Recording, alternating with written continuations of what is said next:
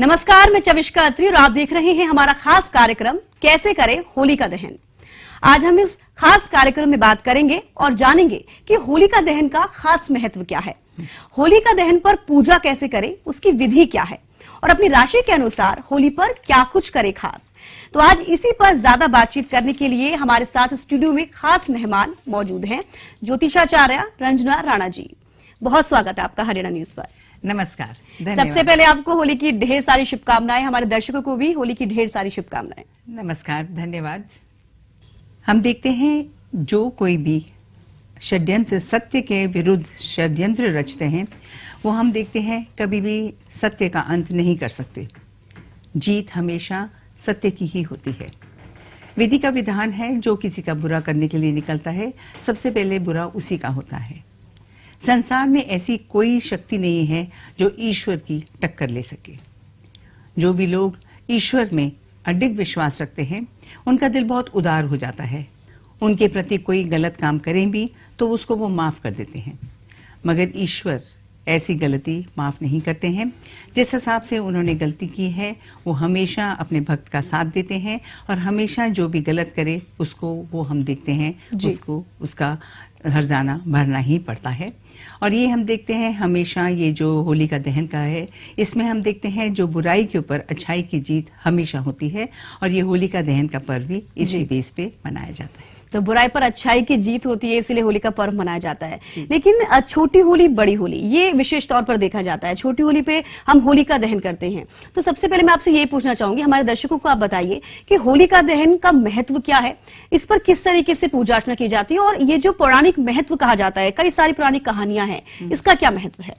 देखिए, होलिका दहन के साथ जुड़ी हुई है भक्त प्रहलाद की कथा।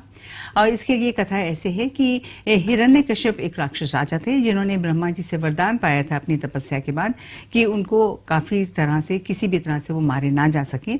मगर हम देखते हैं कि ऐसा करने से वो बहुत ही ज्यादा घमंडी हो गए थे और उन्होंने सोचा था कि उनको कोई भी मार नहीं सकते।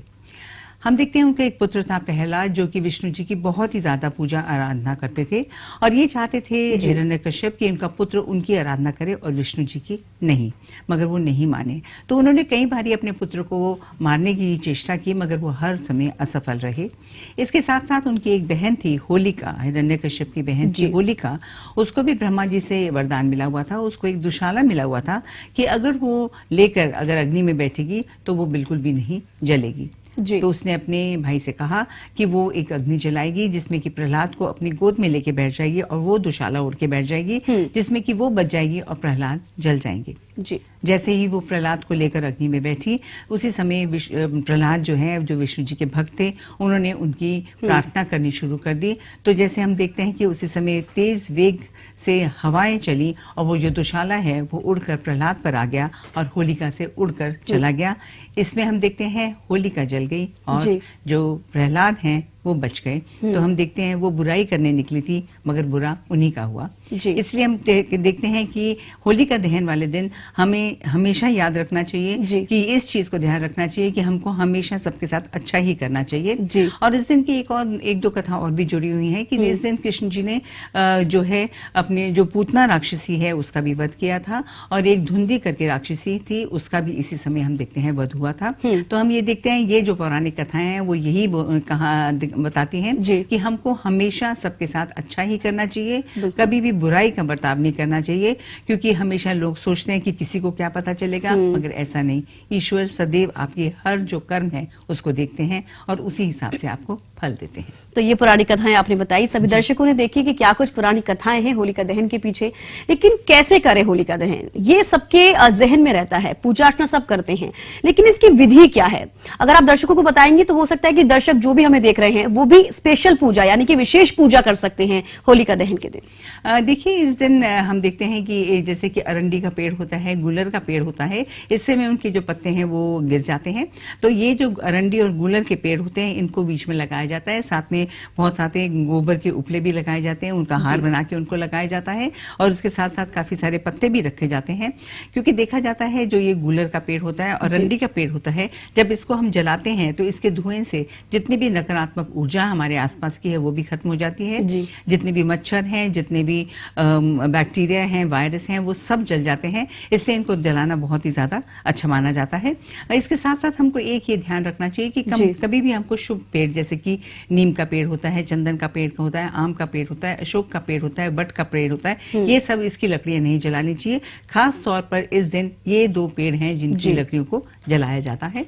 और इसके साथ साथ हम ये देखते हैं कि सामने हमको एक थाली लेनी चाहिए, उसके अंदर हमको रखना चाहिए चावल, रोली, मौली, अगरबत्ती, पतासे और सूत, नारियल, जल का कलश और साथ में गेहूं की बाल, ये सब रखकर और साथ में मिठाई ये रखकर हमको इसके सामने बैठना चाहिए। और इसके साथ साथ हमको गोबर लेना चाहिए। इससे हम एक उससे प्रहलाद बनाते हैं और एक से होलिका बनाते हैं। और साथ में हम विष्णु जी की पूजा करते हैं, नरसिंह महाराज की पूजा करते हैं। ऐसे अच्छे से जो होलिका जो हमने बनाई होती है उसकी पूजा करते हैं।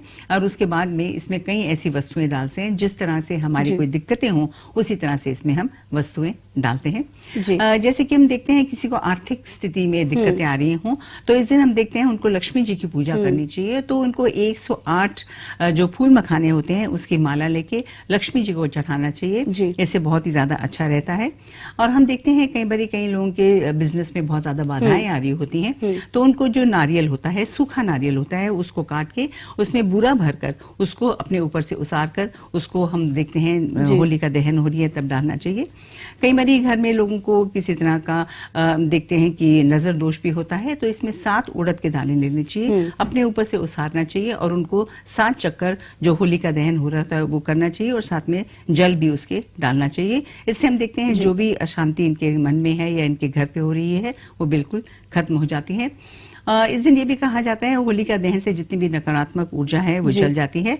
तो इस रात हमको एक जो है दिया जलाना चाहिए जो कि पूरी रात जलता रहे। ये अखंड दीप अगर हम जलाएंगे तो जितनी भी नकारात्मक ऊर्जा होगी हमारे घर के अंदर वो सारी जल जाएगी। तो ये बहुत ही ज्यादा इससे अच्छा माना जाता है। इसके साथ साथ कहा जाता है कि एक सफेद कपड़ा लीजिए, उसमें आप 125 ग्राम चावल रखिए, उसको बांध दीजिए, सारी रात मंदिर में रखने दीजिए और दूसरे दिन इसी सफेद कपड़े को बांध कर इन चावल को आप अपनी तिजोरी में रख दिए। इससे बहुत ज्यादा लाभ मिलता है। साथ साथ अगर हम सफेद मिठाई भी अगर हम इसमें डालेंगे होलिका दहन के समय, इसमें भी हमारी जो भी आर्थिक स्थिति, जो भी दिक्कतें आ रही होंगी वो भी हमारी खत्म हो जाएंगी। इसके साथ साथ ये भी कहा जाता है कि हमको एक शंख लेना चाहिए जिसमें जल भरकर हमको जरूर मंदिर में रखना चाहिए और दूसरे दिन सारे घर में इसका छिड़काव कर देना चाहिए। कई बारी लोगों को दिक्कतें आ रही होती हैं कि जैसे कि उनका विवाह नहीं हो रहा, तो इस दिन हम देखते हैं उनको एक रोटी लेनी चाहिए जिसपे वर्क लगाना चाहिए, बताशे रखने चाहिए, उनको एक तो डालना चाहिए होलिका दहन के समय और एक शिवलिंग पे चढ़ाना चाहिए। इससे बहुत ज्यादा इनको लाभ मिलता है। इसमें साथ साथ हम ये देखते हैं कि जो होलिका दहन की जो आग होती है, जो भस्म रह जाती है, उससे भी बहुत ज्यादा हमको लाभ मिलते हैं। उसमें हम देखते हैं कि ये जो राख है इसको ताबीज में बांधकर अगर हम अपने हाथ में या गले में पहन लेंगे तो इससे जो भी कोई नकारात्मक ऊर्जा होगी हमारे आसपास वो खत्म हो जाएगी। थोड़ी सी ये राख लेकर हमको अपने घर में भी छिड़क देनी चाहिए। इससे भी जो भी नकारात्मक होगी ऊर्जा वो भी हमारे घर से निकल जाएगी। और अगर हमको व्यापार में दिक्कतें आ रही हैं तो ये भस्म हमको ले जानी चाहिए और शिवलिंग जी पे चढ़ा देनी चाहिए। इससे भी हम देखते हैं काफी नकारात्मक ऊर्जा जो हमारी खत्म हो जाती है। तो यानी कि दर्शकों, आपने जाना कि किस तरीके से होलिका दहन पर आप पूजा करेंगे, उसकी विधि क्या है और कैसे जो नकारात्मक ऊर्जा को दूर करने के उपाय हैं वो भी आपको रंजना दी ने बताए हैं। तो रंजना दी, अब आपने बताया कि किस तरीके से पूजा अर्चना करनी है, विधि क्या कुछ है, लेकिन सबसे महत्वपूर्ण हो जाता है कि मुहूर्त क्या है। अब दर्शक ये हमेशा सोचते हैं कि अच्छे मुहूर्त में अगर पूजा करें तो उसका विशेष लाभ मिलता है। आप मुहूर्त भी बताइए। देखिए, इसका जो दहन होता है इसका मुहूर्त बहुत ही ज्यादा जरूरी होता है इसको जानना। और हम ये देखते हैं कि 13 तारीख सुबह 10:35 से मुहूर्त तो आरंभ हो जाता है, मगर क्योंकि उस समय भद्रा लग जाएगी इसलिए हम ये देखते हैं कि भद्रा जो है वो रात को 11:29 तक रहेगी। तो इसके बाद ही हम देखते हैं होलिका का दहन करना चाहिए। तो रात को 11:29 से लेके रात 1:40 तक हम होलिका दहन का जो हम करना चाहते हैं वो हम कर सकते हैं। और जो भी हमने आपको उपाय बताए हैं अवश्य कीजिए, इनसे आपको बहुत ज्यादा लाभ मिलेगा। चलिए, तो आपने बताया कि आपने मुहूर्त भी बता दिया और भद्रा का भी आपने अच्छा जिक्र किया, क्योंकि लोग जब कहते हैं गलत समय पे पूजा करते हैं तो उसका विशेष लाभ तो नहीं मिल पाता। तो दर्शकों को अब पता चल गया कि किस तरीके से विशेष मुहूर्त है, आप उसी में पूजा कीजिए। अब राशि के हिसाब से बात कर लेते हैं कि कौन सी राशि के लिए किस तरीके से वो पूजा करे, कैसे उन्हें विशेष लाभ मिलेगा। सबसे पहले मेष राशि का हम जिक्र कर लेते हैं। मेष राशि वाले हैं, हम देखते हैं कहीं ना कहीं इनको थोड़ी हेल्थ की दिक्कतें आ रही हैं। इसके लिए बहुत जरूरी होता है कि इनको अपने ऊपर से काला तिल जो है उसको 7 दफा से उसार कर आप होलिका दहन के समय आप डाल दीजिए।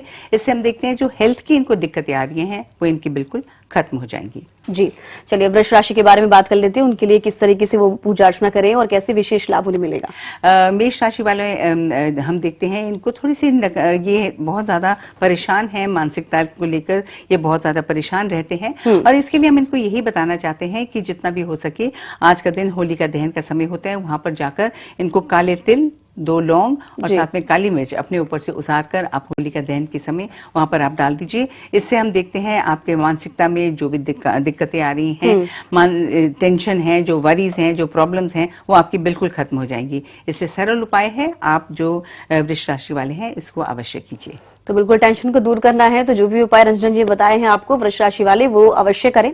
अब मिथुन राशि का जिक्र कर लेते हैं। मिथुन राशि वालों के लिए क्या कुछ खास रहेगा। मिथुन राशि वाले हम देखते हैं अपने करियर को लेकर बहुत ज्यादा परेशान हो रही हैं और इनको हम यही बताना चाहते हैं कि बहुत जरूरी है कि इनको भी एक नारियल लेना चाहिए। नारियल के अंदर इनको काला तिल, सरसों, 2 लौंग और इसके साथ में तेज पत्ता ये डालकर इनको अपने ऊपर से उसार कर इनको उसमें डाल देना चाहिए, ताकि जो भी इनकी बाधाएं आ रही हैं इनके करियर को लेकर वो बिल्कुल खत्म हो जाए और ये तरक्की करना शुरू कर दें।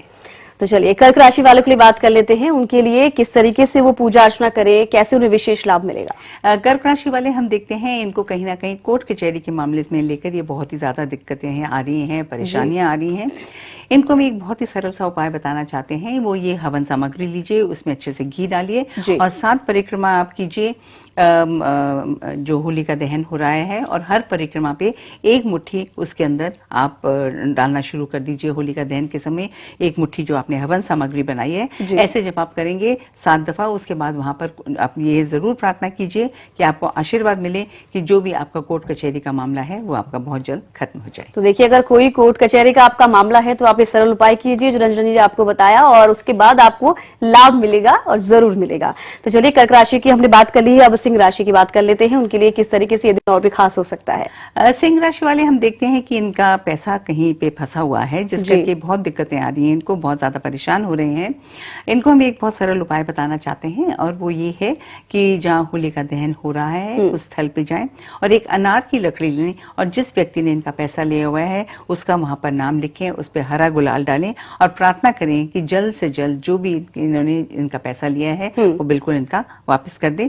और ऐसा करने से बहुत ज्यादा इनको लाभ मिलेगा। और थोड़े से वहाँ के जो भस्म है वो जरूर ले आए और जब भी उस व्यक्ति से बात करने जाए जरूर उस भस्म का ये तिलक लगा कर जाए, तो इससे उस व्यक्ति के ऊपर असर होगा और वो बहुत जल्द पैसा वापस करने की चेष्टा करेगा। चलिए अब कन्या राशि का जिक्र कर लेते हैं, वो किस तरीके से होलिका दहन करें, कैसे पूजा करें। कन्या राशि वालों के लिए हम देखते हैं इनके घर में कोई ना कोई थोड़ा सा बीमार है, थोड़े ग्रसित हैं। इनको हम यही बताना चाहते हैं कि बहुत जरूरी है कि आप होलिका की राख लेके आए और उसका एक तिलक आप माथे पर रोज लगाना शुरू करें पूरा 1 महीना, एक पूर्णमासी से लेकर दूसरी पूर्णमासी तक, ताकि जितनी भी दिक्कतें आ रही हैं इनको अपने हेल्थ को लेकर वो इनकी बिल्कुल खत्म हो जाए। सरल उपाय है, अवश्य कीजिए। बिल्कुल, अगर हेल्थ को लेकर कोई समस्या है तो आप ये उपाय जरूर कीजिए, आपको लाभ मिलेगा। तुला राशि का हमने जिक्र कर लिया है, इसके अलावा वृश्चिक राशि का हम जिक्र कर लेते हैं, उनके लिए कैसे ये दिन और भी खास रह सकता है। वृश्चिक राशि वालों के लिए हम देखते हैं इनके व्यापार में इनको थोड़ी सी दिक्कत आ रही है।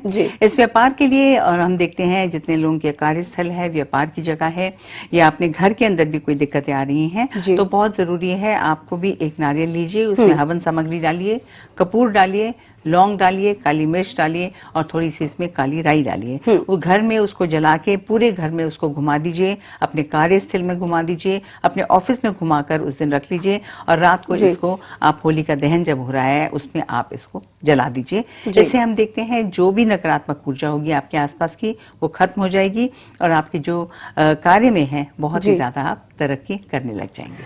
तो चलिए धनु राशि क्या कुछ कहती है, धनु राशि के लिए जो भी लोग हैं वो कैसे पूजा अर्चना करें, कैसे विशेष लाभ पाएं, वो भी जान लेते हैं धनु राशि के बारे में। धनु राशि वाले जो लोग हैं, इनको हम देखते हैं आर्थिक स्थिति में इनको भी दिक्कतें आ रही जी। हैं, और इनके लिए हम यही बताना चाहते हैं कि बहुत जरूरी है, इनको भी जैसे थोड़ी सी टोक लगी हुई है, तो इनको करना है गोमती चक्र लेने चाहिए। 7 गोमती चक्र लें, अपने ऊपर से उसार के अच्छी तरह, और घर में जितने भी व्यक्ति हैं उनके ऊपर से 7 गोमती चक्र उसारे और उनको आप होलिका दहन में डाल देंगे। इससे हम देखते हैं जितनी भी थोड़ा बहुत नजर दोष होगा वो खत्म हो जाएगा। गोमती चक्र जलाने से हम देखते हैं लक्ष्मी जी बहुत प्रसन्न होती हैं और बहुत इससे आपको लाभ मिलेगा। तो यानी कि धनु राशि वालों के लिए अगर नेगेटिविटी है तो आप उसको दूर कर सकते हैं, अगर आप ये उपाय करते हैं तो आपको इससे विशेष लाभ मिलेगा। धनु राशि वाले के लिए हमने जान लिया, मकर राशि वालों का जिक्र कर लेते हैं, उनके लिए किस तरीके से ये दिन और भी खास रह सकता है। मकर राशि वालों के लिए भी हम देखते हैं कि कहीं ना कहीं इनको काम में बाधाएं बहुत आ रही हैं। इन बाधाओं को खत्म करने के लिए इनके लिए बहुत जरूरी है कि ये कौड़ियां ले और 7 कौड़ियां ले और इनको अपने ऊपर से उसारे, और इनको भी हम देखते हैं इनको होलिका दहन के समय जरूर डाल दें, और ऐसे करने से इनको बहुत ज्यादा लाभ मिलने वाला है। बहुत सरल उपाय है, अवश्य कीजिए, इससे बहुत ज्यादा आपको लाभ मिलेगा। चलिए अब कुंभ राशि का जिक्र कर लेते हैं, उनके लिए कैसे विशेष हो सकता है और भी खास हो सकता है दिन। कुंभ राशि वालों को हम यही बताना चाहते हैं कि होलिका दहन के समय जो वहाँ की जो राख है उसको आप जरूर अपने घर में ले आएं और हर जगह छिड़क दें, और ऐसा आप 11 दिन करेंगे। हम देखते हैं जो भी नकारात्मकता है वो आपकी खत्म होगी और आपका दिन दुगनी और रात चौगुनी तरक्की अवश्य करने लग जाएंगे। घबराना बिल्कुल भी नहीं है, इसको अवश्य कीजिए, इससे बहुत ज्यादा लाभ मिलेगा। तो चलिए अब आखिरी राशि यानी कि मीन राशि के बारे में जिक्र कर लेते हैं, वो किस तरीके से पूजा अर्चना करें, कैसे दिन अपना शुभ बनाएं। मीन राशि वालों के लिए भी हम देखते हैं इनको भी थोड़ी सी हेल्थ की दिक्कतें आ रही हैं, कहीं ना कहीं हेल्थ में दिक्कत है, तो इसलिए हम इनको यही बताना चाहते हैं कि इनको भी पीली सरसों लेनी चाहिए, और पीली सरसों इनको अपने ऊपर से वार कर जरूर आप डालना शुरू कर दीजिए। उस दिन आप डालिएगा, इससे बहुत ज्यादा आपको लाभ मिलेगा। इससे बहुत ज्यादा आपको जो हम देखते हैं हेल्थ में भी बहुत ज्यादा जो प्रॉब्लम्स आ रही हैं, बाधाएं आ रही हैं, ग्रह शांति में कहीं ना कहीं दिक्कतें आ रही हैं, वो सारी आपकी खत्म हो जाएंगी। इससे बहुत ज्यादा आपको लाभ मिलेगा, और सरल उपाय हैं, अवश्य कीजिए, बहुत ज्यादा आप सब लोगों को लाभ अवश्य मिलेगा।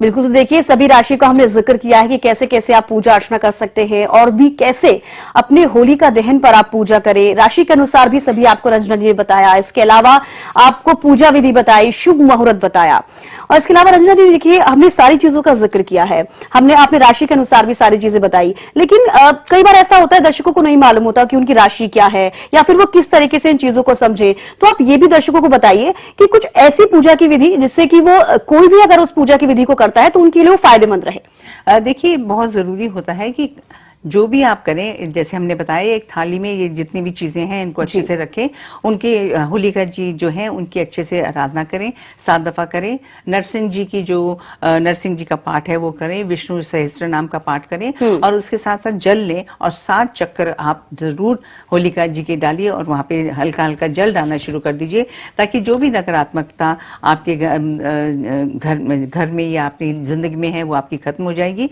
और जितनी भी बुराइयां हैं वो खत्म हो जाएंगी। क्योंकि जैसे आपको पता है संवत्सर भी शुरू हो रहा है, नया संवत्सर शुरू हो रहा है, तो पुरानी बातों को आप भुला दीजिए, जितनी भी नकारात्मकता है उसको खत्म कीजिए और आगे बढ़ने की कोशिश कीजिए। और ऐसे अगर हम जब करते हैं, उनकी पूजा अर्चना करते हैं, नरसिंह भगवान की, शिव भगवान की और विष्णु भगवान की, जितना भी इनकी पूजा आराधना करेंगे, उससे हम देखते हैं इनकी जिंदगी में बहुत ही ज्यादा इनको आशीर्वाद मिलेगा।